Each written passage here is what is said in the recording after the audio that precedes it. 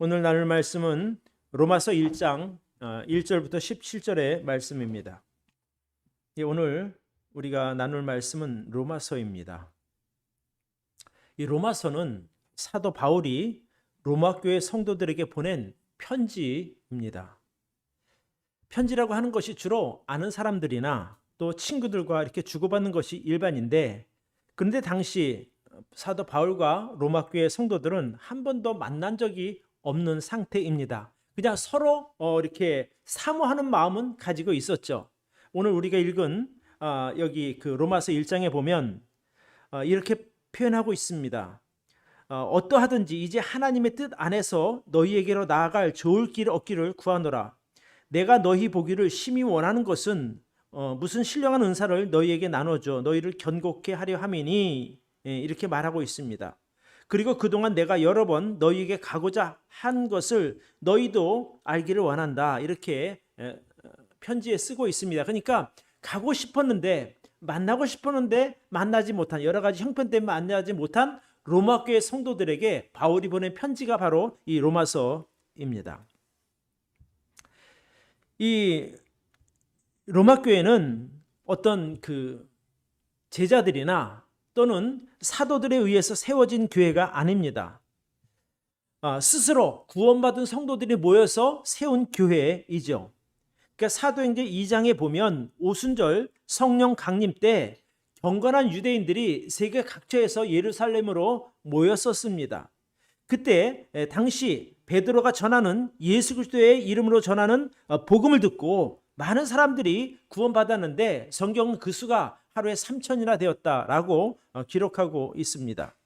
하루에 3,000명이니 얼마나 많은 숫자가 구원받았겠습니까? 근데 그때 그 자리에 많은 사람들 중에 로마로부터 온 사람들도 있었습니다. 그들도 베드로가 전하는 복음을 듣고 구원받게 되고, 자기가 살고 있는 로마로 돌아가서 이제 구원받은 성도들끼리 모여서 예배를 드리게 된 것이 바로 로마 교회입니다. 그러니까 로마 교회가 이제 구원받은 성도들이 자발적으로 모인 그런 모여서 세운 교회이다 보니까 아무래도 신앙적인 면에 있어서 어떤 체계적인 가르침을 받을 기회가 없었습니다. 그렇다 보니까 어떤 구원의 교리가 정확하지도 못했고, 또 그것을 이렇게 가르치려고 해도 잘 알지 못했었습니다. 그리고 어떤 체계적인 가르침을 받은 적도 없는 사람들이 로마 교회 성도들입니다. 그러다 보니까 어떤 그 성도로서의 신앙생활, 또 구원의 교리에 있어서 여러 가지 좀 혼란스러워하는 부분들이 있었기 때문에 바울이 그 로마 교회의 어려운 사정을 듣고 그 성도들을 위해서 편지를 쓴 것이 로마서입니다. 편지 내용에 보면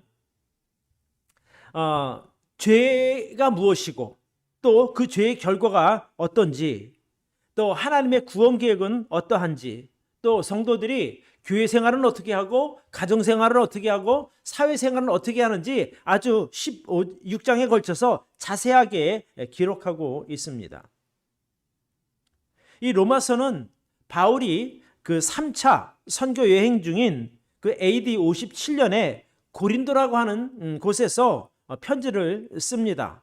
그러니까 이 고린도 도시와 로마는 지리적으로 아주 멀리 떨어져 있습니다.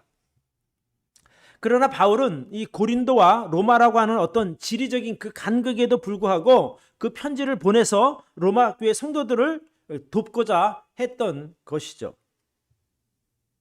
바울이 로마서를 쓸 때가 서기 57년 정도이고, 지금 우리가 읽고 있는 2022년이라고 하는 그 무려 2000년이라고 하는 시간의 그 간극이 있습니다. 그러나 2000년 전에 쓰여진 이 로마서이지만 지금 이 시대를 살아가는 우리들에게도 충분히 그 시간적인 간극을 메우고도 남을 만한 중요한 복음의 진수가 이 안에 가득 담겨져 있음을 말씀드립니다. 당시 로마 교회 성도들이 그 로마라고 하는 곳에서 신앙생활을 한다는 것은 정말 쉽지 않은 일이었습니다. 왜냐하면 그 로마 시는 우상이 가득한 도시였습니다. 또 세상적으로 보면 정말 타락한 도시라고 말할 수 있습니다. 그러니까 당시 그 로마의 어떤 그 사회를 이렇게 한마디로 표현하는 단어가 있다면 그것은 쾌락 또는 즐거움이라고 말할 정도이죠. 당시 그 로마 제국의 상류 사회를 움직이는 그 문화의 큰 줄기는 바로 재물, 그리고 섹스, 그리고 세상적인 즐거움이었습니다. 그러니까 어떤 세상적인 그 가치관이 강하게 작용하는 당시 그 로마에서 믿음을 가진 성도들이 믿음 생활을 잘 자기 믿음을 지키며 사는 것이 쉽지 않았다는 말씀입니다. 어찌 보면 요즘 우리가 살아가고 있는 이 시대와 거의 비슷한 거죠. 이 시대에도 돈이 왕이고 또 쾌락이 가장 우선된 그런 것이 세상 사람들의 삶이 아닙니까? 그런 면에서 보면 이 2000년 전에 쓰여진 로마서이지만 오늘날을 살아가는 우리들에게도 참 아주 귀한 교훈을 많이 주는 중요한 성경이라고 저는 믿습니다. 그래서 당시 그 로마 교회 성도들이 믿음을 지키기 위해서 느꼈던 성도로서의 어려움이 무엇이고 또 그런 환경에서도 로마 교회 성도들이 믿음을 지키기 위해서 할 수 있었던 최선의 노력이 어떤 것인지를 우리 같이 살펴보면서 복을 나누도록 하겠습니다. 그러면 오늘 우리가 이 살피는 내용을 보면 그래, 나도 지금 이 세상을 살아가면서 어떻게 살아가야 되는지 그 답을 우리가 구할 수 있다는 말씀입니다. 그래서 오늘 설교 제목을 제가 성도는 믿음으로 살아야 한다 이렇게 정해 보았습니다. 자, 첫 번째입니다. 같이 한번 읽읍시다. 시작. 성도의 삶을 지켜주는 핵심 가치는 믿음입니다. 여러분, 성도가 이 세상을 살아가려면, 성도가 믿음을 지키려면 믿음이라고 하는 것을 꼭 붙들고 살아야 합니다. 왜냐하면 그만큼 중요한 것이기 때문에 그렇습니다. 자, 그러면 이 믿음이라는 것이 무엇인가? 이 믿음의 정체성에 대해서 오늘 우리가 좀 살펴보려고 합니다. 그러니까 성도에게 있어서 자기가 가진 그 믿음의 정체성을 분명히 할 때 그 사람은 어떤 상황이 되든지 간에 자기 신앙을 지킬 수 있게 됩니다. 바울은 정말 어려운 환경에서 믿음 생활하는 로마 교회 성도들에게 권면합니다. 그 첫 번째 권면이 바로 성도는 믿음으로 살아야 한다. 이 말씀을 전하고 있습니다. 자, 오늘 우리가 읽은 본문 16절, 17절을 같이 보도록 하겠습니다. 같이 한번 읽읍시다. 시작. 내가 복음을 부끄러워하지 아니하노니 이 복음은 모든 믿는 자에게 구원을 주시는 하나님의 능력이 됨이라. 첫째는 유대인에게요, 또한 헬라인에게로다. 복음에는 하나님의 의가 나타나서 믿음으로 믿음에 이르게 하나니 기록된 바 오직 의인은 믿음으로 말미암아 살리라 함과 같으니라. 그러니까 바울이 로마 교회 성도들에게 해주고 싶은 가장 첫 번째 말이 뭐냐면 너희는 믿음으로 살아야 된다 이렇게 말하는 거예요. 여기서 바울이 이렇게 말하죠. 내가 복음을 부끄러워하지 아니하노니 이 복음은 모든 믿는 자에게 주시는 구원을 주시는 하나님의 능력이 됨이라 이렇게 말합니다. 그러니까 바울이 말하는 복음은 바로 예수 그리스도를 믿는 믿음을 말합니다. 예수님 믿기 전에 모든 사람들은 자기 죄 때문에 지옥 형벌이 예정되어 있는 사람들입니다. 그런데 예수님께서 그 죄인들의 죄를 대신해서 짊어지시고 십자가에 죽으심으로 세상 모든 사람들의 죄값을 다 지불하셨습니다. 그래서 예수님만 믿으면 그 죄 문제가 단번에 해결이 되고 또 영원한 생명을 얻게 되는 그런 놀라운 일을 하신 것입니다. 그러니까 내가 구원받은 성도라고 하면 적어도 이 구원 부분에서 내가 어떻게 구원받은 것이고 지금 내 상태가 어떤지 그것을 분명히 알아야 된다는 말씀입니다. 그것을 알아야만 그 우상이 가득한 도시, 그 타락한 도시에서 자기 믿음을 지킬 수 있다는 거예요. 내가 하나님 앞에 얼마나 귀한 존재이고 나를 위해서 그 귀한 예수 그리스도의 보혈의 피가 지불됨으로 내가 완벽한 사람이다라고 하는 것을 알 수 있다는 말씀이죠.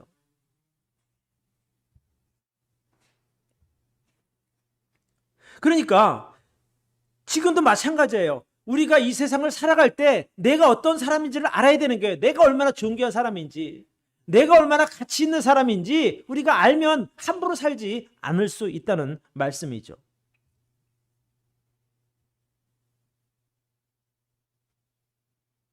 여러분, 당시 그 로마 교회 성도들이 로마 그 도시에 살면서 정말 쉽지 않았던 것은 뭐냐면, 당시 그 로마 시대 문화가 너무나 자극적이고 또 너무나 중독성이 강해서 성도로서 그 믿음을 지키며 살기가 정말 쉽지 않았다는 겁니다. 여러분, 요즘도 그렇지 않습니까? 문만 열고 나가면 우리들을 죄로부터 가깝게 만드는 그런 것들이 얼마나 많습니까? 죄짓게 만드는 것들이 많다, 이 말씀입니다. 여러분, 당시 그 로마에는 수천 가지 신화가 있었습니다. 이렇게 신화가 많다고 하는 것은 거기에 등장하는 신만 엄청나게 많다는 거예요. 오만 잡신이 다 있는 거예요. 뭐 바다신, 무슨 태양신, 또 무슨 하늘신, 뭐 이렇게 있어요.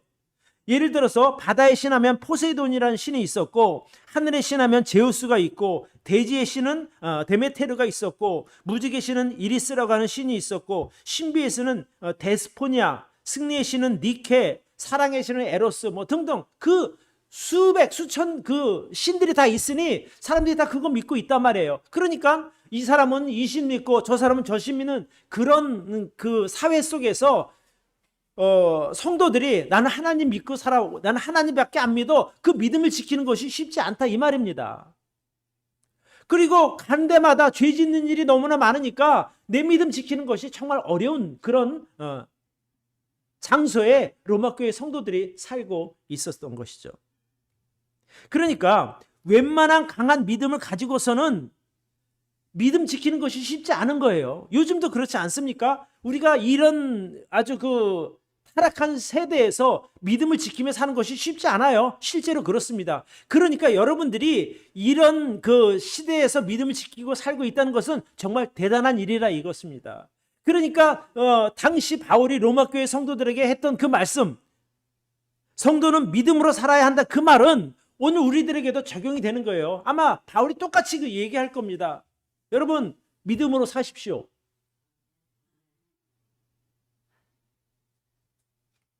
자, 오늘 우리가 읽은 본문 17절을 다시 한번 봅니다.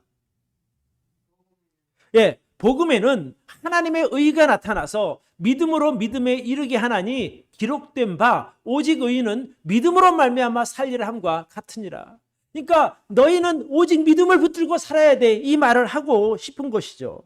그래야만 그 세속적으로 또 타락하고 그런 아주 그 세상의 그 강한 그 유혹 문화 속에서 신앙을 지키며 살 수 있다는 말입니다. 지금도 우리가 믿음 지키기 위해서는요, 내가 가진 그 믿음을 꼭 붙들지 않으면 우리는 언제 세상 속에 동화될지 모르는 거예요. 세상 문화가, 세상 가치관이 내 속에 들어온다니까요. 밀고 들어오는 거예요. 그러니까 내가 그것을 강하게 밀어내지 않으면 그냥 똑같은 사람 된다, 이 말씀입니다. 그만큼 힘든 것이 요즘이고 과거 로마 시대 성도들이었습니다. 그러면 우리가 세상에 동화되지 않고 내 신앙을 꼭 지키며 살 수 있는 방법은 무엇인가? 그것은 내가 받은 구원이 어떤가에 대하여 분명히 정리해 둘 필요가 있다는 말씀입니다. 여러분, 우리가 내가 어떤 상태에서 구원받았는지를 알려면 먼저 죄가 무엇인지를 알아야 되는 거예요. 그래서 그 죄 때문에 내가 지옥에 갈 사람이고 영원한 지옥 형벌을 받아야 될 사람인데, 예수 그리스도로 말미암아 내가 구원받았으니 얼마나 감사한 일인가, 이런 감사하는 마음으로 살 수 있기를 바랍니다. 자, 우리 잠깐 성경이 말하는 죄를 한번 보겠습니다. 로마서 1장 29절부터 나오는데 같이 제가 읽어 드릴게요. 곧 모든 불의, 추악, 탐욕, 악의가 가득한 자요, 시기, 살인, 분쟁, 사기, 악독이 가득한 자요, 수군수군하는 자요, 비방하는 자요, 하나님의 미워하시는 자요, 능욕하는 자요, 교만한 자요, 자랑하는 자요, 악을 도모하는 자요, 부모를 거역하는 자요, 우매한 자요, 배약하는 자요, 무정한 자요, 무자비한 자라. 저희가 이 같은 일을 행하는 자는 사형에 해당하다고 하나님의 정하심을 알고도 자기들만 행할 뿐 아니라 또한 그 일을 행하는 자를 옳다 하느니라. 여기서 바울이 뭐를 말하고 있는 거니? 죄가 바로 이런 것이 죄다, 이렇게 얘기하는 거예요. 그리고 죄의 결과가 뭐라고요? 32절에 보니까 이 같은 일을 행하는 자는 사형에 해당한다고 하나님께서 정하셨다는 거예요. 제가 세어봤어요. 도대체 바울이 말하는 죄가 몇 가지인가? 전체 살펴보니까 22가지더라고요. 지금 여기서 말하는 게. 그 중에 우리도 그래 맞아 저건 죄야 라고 인정할 수 있는 것이 아마 서너 가지는 될 것입니다. 예를 들면은 불의, 이것도 죄라고 말할 수 있고, 뭐 살인 또는 사기, 뭐 이런 거 다 죄라고 인정할 수 있지 않습니까? 근데 또 여기 보면 우리가 이것도 죄일까? 라고 하는 것들이 분명히 있는 거예요. 그러니까 세상에서는 죄로 여기지 않는 것들을 하나님은 죄라고 말씀하시는 겁니다. 예를 들면은 여러분 약속 어기는 것이 죄가 될까요? 세상에서는 뭐 그럴 수도 있지라고 하는데 하나님은 그것을 죄라고 말합니다. 또 부모를 거역하는 것을 죄라고 말합니까? 그냥 나쁜 놈 그러지 누가 그것이 죄, 지옥 갈 죄라고 말합니까? 근데 하나님은 그것이 지옥 갈 죄라고 말씀하시는 거예요. 또 자랑한다고, 여기 자랑한다 그러거든요. 아니 사람이 살다가 자기가 좀 잘났으면 자랑할 만도 한데 성경은 그것을 죄라고 말합니다. 지옥 갈 죄라는 거예요.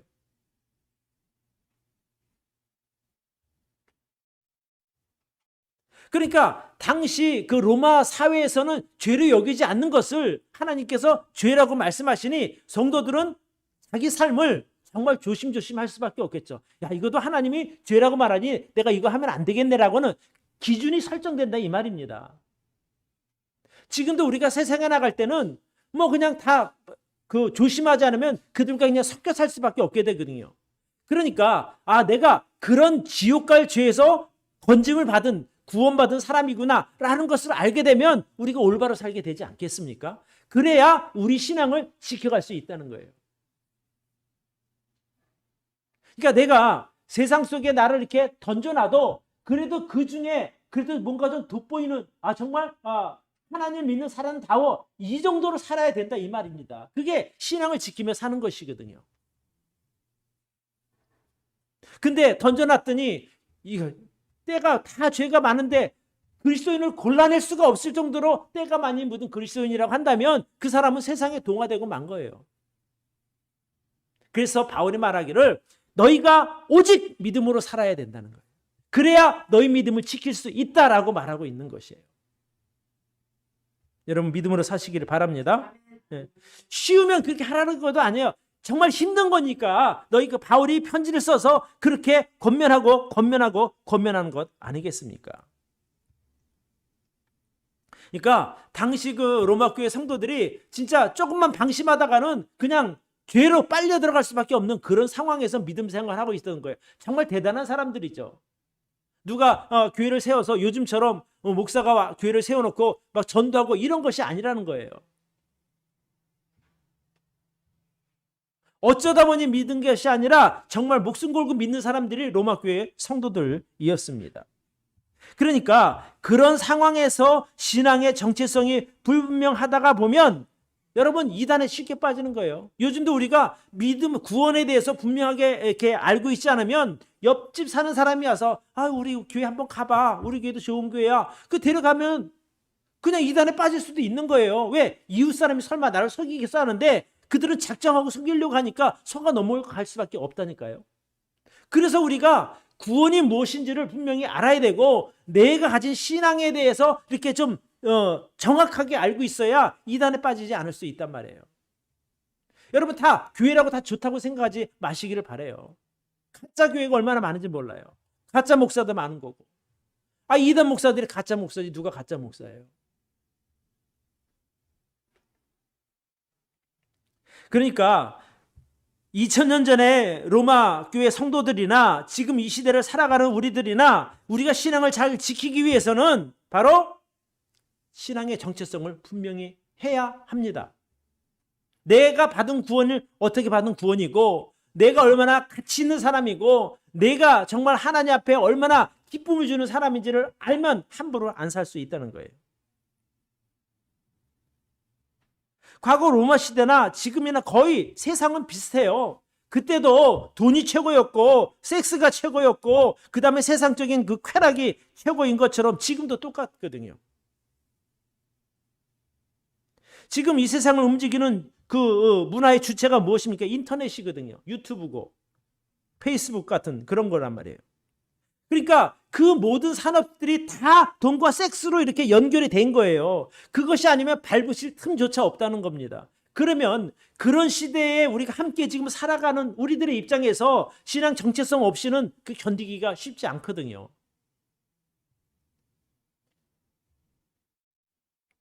그런 어떤 시대적인 문화 속에서 여러분의 신앙을 지켜줄 핵심 가치가 무엇인가? 신앙의 정체성이라고 말씀드리는 겁니다. 그것이 바로 믿음이고요. 그러니까 지금 내가 어떻게 구원받았고 지금 내가 위치가 어디 있으며 내가 누구인지를 분명히 아시기를 바랍니다. 그러니까 여러분은 하나님 앞에 너무 존귀한 사람들이에요. 왜? 예수님의 피값이 지불되어 있기 때문에 그렇단 말씀입니다. 그러니까 그 내 신앙에 대하여 좀 분명히 알고 그것을 절대 놓지 말고 살 수 있기를 바랍니다. 네.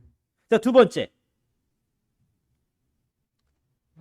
자, 읽어봅시다. 시작. 믿음에는 세상의 권세를 이기는 능력이 있습니다.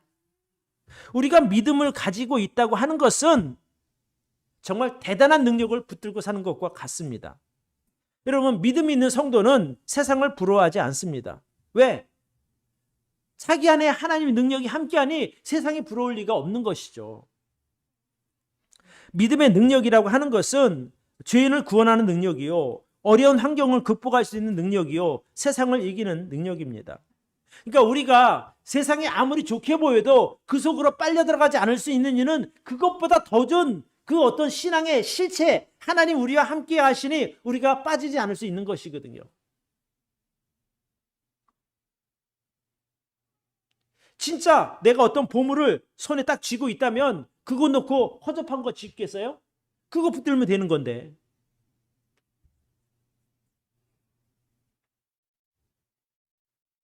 그러니까 믿음에는 세상을 이길 수 있는 강한 능력이 있는 것입니다. 오늘 본문 16절, 17절을 우리 같이 한번 봅시다. 자, 같이 읽어볼까요? 시작. 내가 복음을 부끄러워하지 아니하노니 이 복음은 모든 믿는 자에게 구원을 주시는 하나님의 능력이 됨이라. 첫째는 유대인에게요 또한 헬라인에게로다. 복음에는 하나님의 의가 나타나서 믿음으로 믿음에 이르게 하나니 기록한 바 오직 의인은 믿음으로 말미암아 살리라 함과 같으니라. 제가 방금 전에 믿음에는 세상의 권세를 이기는 능력이 있다 말씀드렸죠. 그러니까 세상 권세의 가장 그 꼭대기에 뭐가 있냐면 바로 재물이 있어요.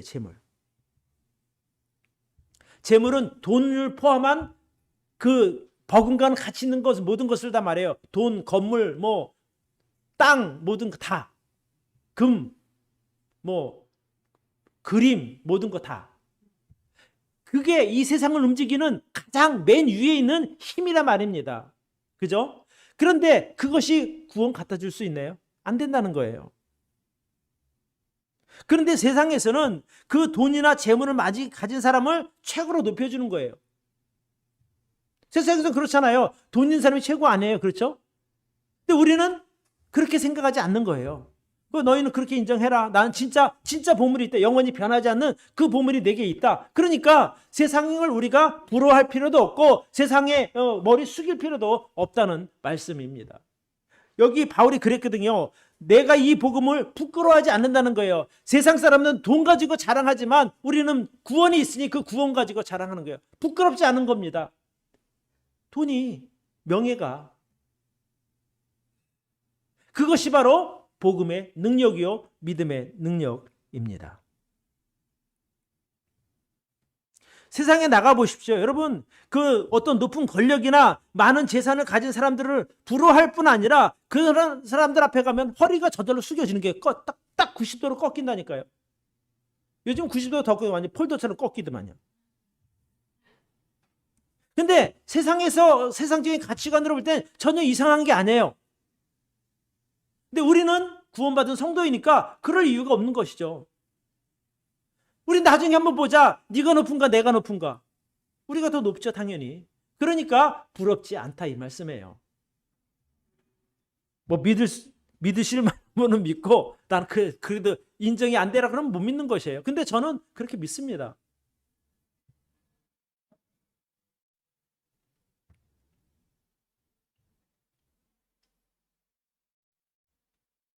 그러니까 사람들이 세상에서 부자, 세상에서 권력자들을 보면 부러워하는 거예요. 왜? 저 사람들은 사고 싶은 거 다 사고 먹고 싶은 거 다 먹고 가고 싶은 건 아무 데나 갈 수 있으니 세상을 다 가진 것처럼 느끼지만 그것이 얼마나 가냐는 거예요. 얼마 못 가요. 길어야 100년 아니겠습니까? 뭐 지금 그 정도 부를 이뤘다면 적어도 4, 50대가 됐을 테니 앞으로 50년밖에 더 지나가겠어요? 50년이면 끝이라니까요. 그러니까 성경은 그런 걸 말하는 거예요. 그런 것들 부러워하지 말라는 거예요. 너희가 가지고 있는 것이 진짜다 이거예요. 영원한 가치, 변하지 않는 가치니까. 아니 난 그렇게 생각하고 싶어가 아니라 그게 진짜라니까요. 변하지 않는 거니까. 세상 것의 가치는 언제든지 변할 수 있는 거예요. 여러분 요즘 우리가 잘 아는 그 비트코인 있잖아요. 그 하나에 수천만 원 가고 뭐 억이 넘어가기도 했는데 지금 어떻게 돼요? 바닥 쳤잖아요. 사람 그것 때문에 죽기도 하고 망하기도 하고.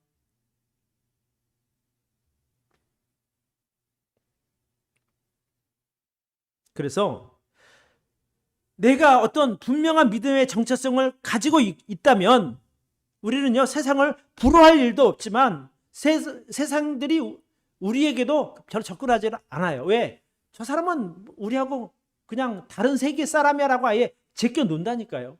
근데 사람이 이 경계가 불분명하면 세상에 한 발 딛고 하나님께 한 발 딛고 왔다 갔다 움직이다 보면 세상에서 볼 때 저건 언제든지 유혹만 하면 넘어와 이렇게 된단 말이에요. 그러니까 끌어당기는 거예요.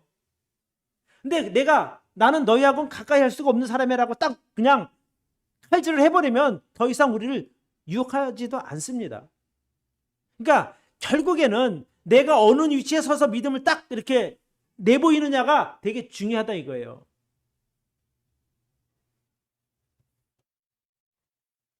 우리가 세상에 대하여 우리가 딱 그렇게 거절할 수 있는 근거가 무엇이냐면 우리가 가진 믿음 때문이에요. 왜? 그것이 귀한 것이니까.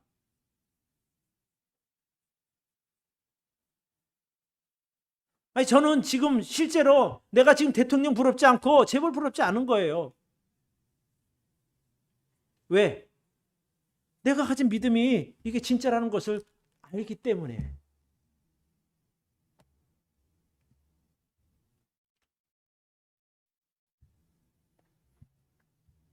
그렇기 때문에 우리가 믿음의 정체성을 분명히 가져야 합니다. 너무 그 세상과 하나님 사이에서 머뭇거리지 않기를 바랍니다. 그냥 하나님 편에 서십시오. 그러면 간단합니다. 근데 자꾸 이렇게 되다 보니까 혹시라도 저기 뭐 좋은 게 있을까라는 미련을 갖다 보니까 그러니까 점점 더 힘들어지는 거예요.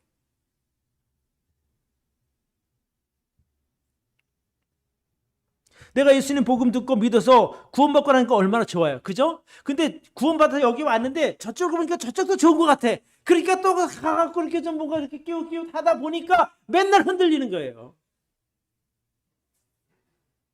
근데 사실은 그런 유혹을 받을 만한 한 것은 사실에 인정을 할 거 인정해야죠. 왜? 좋게 보이고 사람들이 좋다 하니까. 그러나 여러분 안에 계신 그 예수 그리스도, 여러분이 받은 그 구원은 세상의 어떤 것과도 바꿀 수 없는 것, 돈 주고도 권력으로도 살 수 없는 것임을 여러분 믿으시길 바라요. 그러면 자부심이 생기는 거예요. 그냥 우리 그렇게 믿고 삽시다 이게 아니라 진짜 그렇다니까요.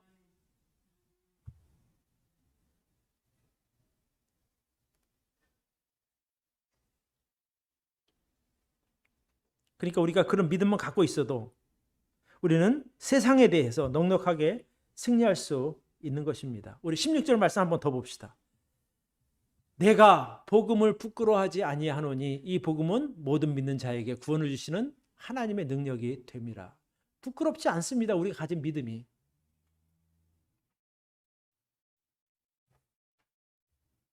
여러분 이 복음의 능력을 경험하지 않았습니까? 여러분 구원받은 사람들은 누구나 다 이 복음의 능력을 경험한 거예요. 그래서 그렇기 때문에 우리가 믿음으로 내 신앙의 위치, 그 영적 위치를 분명하게 설정하고 우리가 믿음으로 선포할 수 있기를 바랍니다. 그래야 내가 세상에 대해서 당당할 수 있는 것 아니겠습니까? 그래서 우리가 이 부분만 확실하게 붙들고 있어도 우리는 세상에서 결코 연약한 존재들이 아님을 아시기를 바랍니다. 이거 갖고 있으면 머리 안 숙여도 되는 거예요. 돈에, 권력에.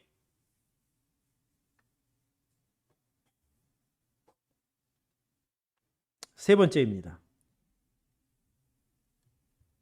같이 읽습니다. 구원받은 성도는 오직 믿음으로 살아야 합니다.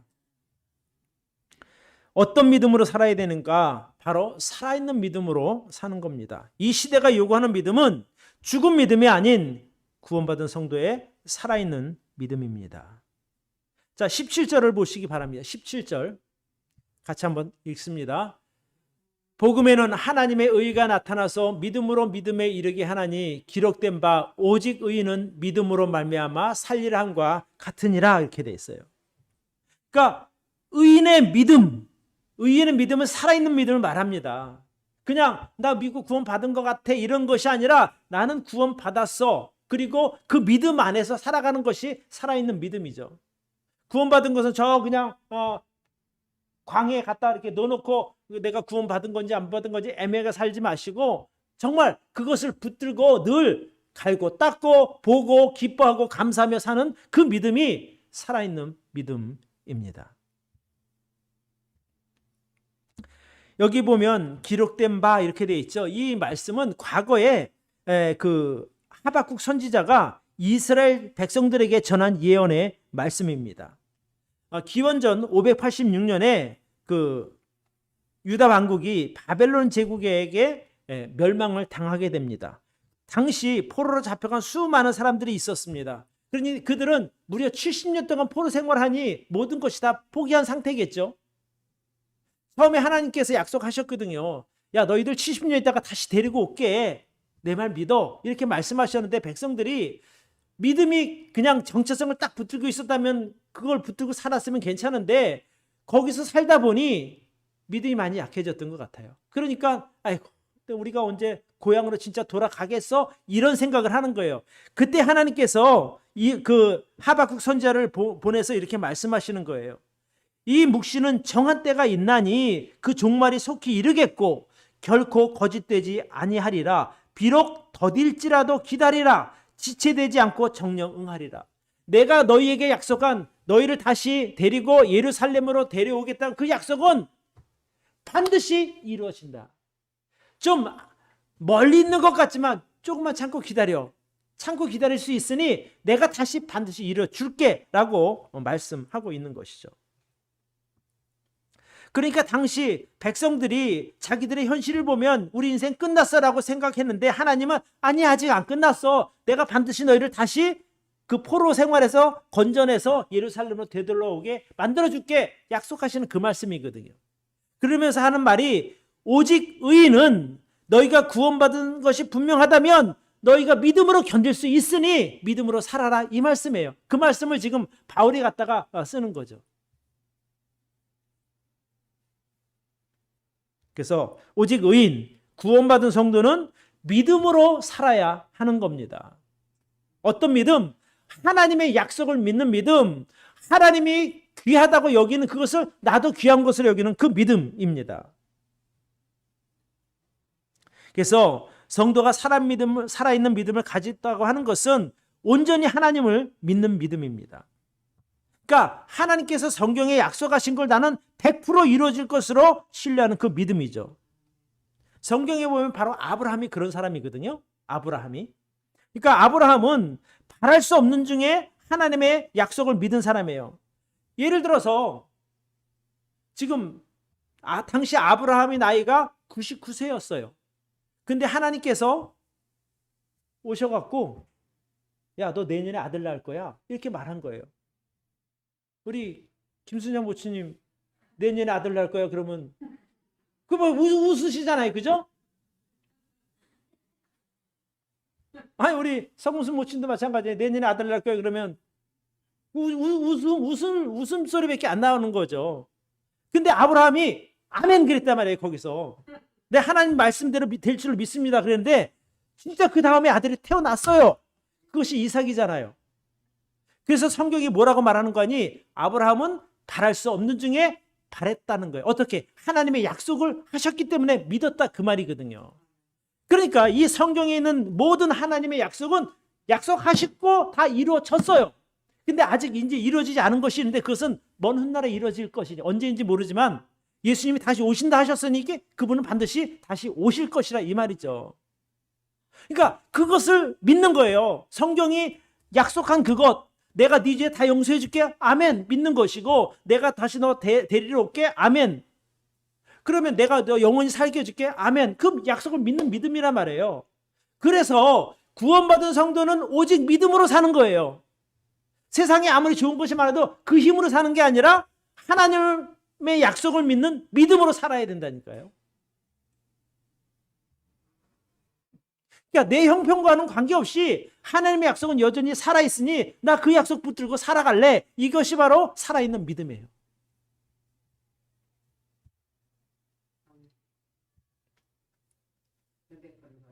그런 믿음의 과정을 통해서 장차 오실 주님을 만나는 믿음의 완성이 이루어지는 거예요. 그것이 최종 목표 아닙니까? 우리 다시 오실 주님 만나는 것. 지금 우리가 사는 이 시대는 정말 어려운 상황들이 계속되고 있습니다. 그러니까 이 어려운 상황들을 이겨내기 위해서는 우리에게 살아있는 믿음, 여전히 하나님께서 나를 사랑하시고 하나님께서 말씀하신 것들을 이루어 주실 것이라고 믿는 믿음, 이 살아있는 믿음이 필요하다는 말씀이에요. 자, 17절 말씀 다시 한번 봅시다. 17절, 복음에는 하나님의 의가 나타나서 믿음으로 믿음에 이르게 하나니 그랬단 말이에요. 그러니까 우리가 가진 그 구원의 믿음에는 하나님의 거룩함이 있다는 거예요. 그래서 그 거룩함을 우리가 지킴으로 궁극적으로 주님 오실 때 그것이 이루어진다 이 말이 있거든요. 그러니까 헛된 약속이 아니라는 거예요. 그럼 어떻게 그것을 우리가 받을까, 이뤄나갈까? 믿음으로. 믿음의 근본은 하나님의 의, 즉 거룩함입니다. 그러니까 하나님의 뜻 또는 하나님께서 기뻐하시는 일이라고 말하는 거예요. 그러니까 여러분 우리가 살아있는 믿음으로 산다고 하는 것은 지금부터 되게 중요한 것이거든요. 오늘 말씀의 결론인데 우리가 성도로서 무엇을 말하든지 또 내가 어떤 일을 행동을 하든지 간에 그 동기가 하나님의 의가 되어야 되는 거예요. 거룩함이 되어야 된다는 거예요.